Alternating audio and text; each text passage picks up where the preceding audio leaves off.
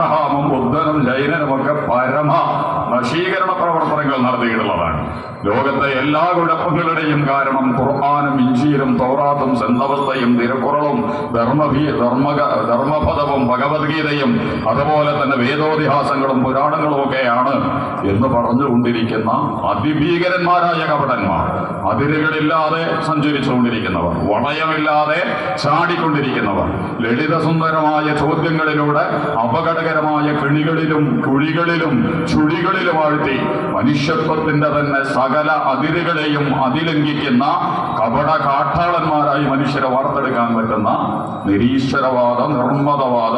എന്നിട്ട് അവർ പറയും ഹാപ്പിനെസ് ഉള്ളത് ദൈവമില്ലാത്തിടത്താണ്, വേദഗ്രന്ഥങ്ങളില്ലാത്തിടത്താണ്, പ്രവാചകന്മാരില്ലാത്തിടത്താണ്, പുണ്യപുരുഷന്മാരില്ലാത്തിടത്താണ് എന്നൊക്കെ പറഞ്ഞുകൊണ്ട് അതിന്റെ സൂചികയൊക്കെ കാണിച്ച് വന്നുകൊണ്ടിരിക്കുന്ന പുതിയ തലമുറയെ അതിഗംഭീരമായ സ്വഭാവത്തിൽ കടിഞ്ഞാണിട്ട് പിടിക്കുന്നതിന് വേണ്ടിയുള്ള കുതന്ത്രങ്ങളുമായി പോയിക്കൊണ്ടിരിക്കുന്നവരുണ്ട്. പക്ഷേ അതിൻ്റെ വേരുകളിലേക്കും അതിൻ്റെ DNA ഒക്കെ നമ്മൾ ചുഴിഞ്ഞിറങ്ങിയാൽ ആരാണിവരെ പ്രൊമോട്ട് ചെയ്യുന്നത്, ആരുടെ പ്രൊജക്റ്റാണിവർ, ആരാണിവരെ സ്വിച്ച് ഓൺ ചെയ്തിട്ടുള്ളത് എന്ന് ചോദിക്കുമ്പോൾ അവസാനം അത് നമ്മൾ ചെന്നെത്തുന്നത് സംഘപരിവാരത്തിലാണ്, സയണിസത്തിലാണ്, ക്യാപിറ്റലിസത്തിലാണ്, ലിബറലിസത്തിലാണ്, ആ സ്യൂഡോ സെക്യുലർ സംവിധാനങ്ങളിലാണ്, കപട ജനാധിപത്യ സംവിധാനങ്ങളിലാണ്.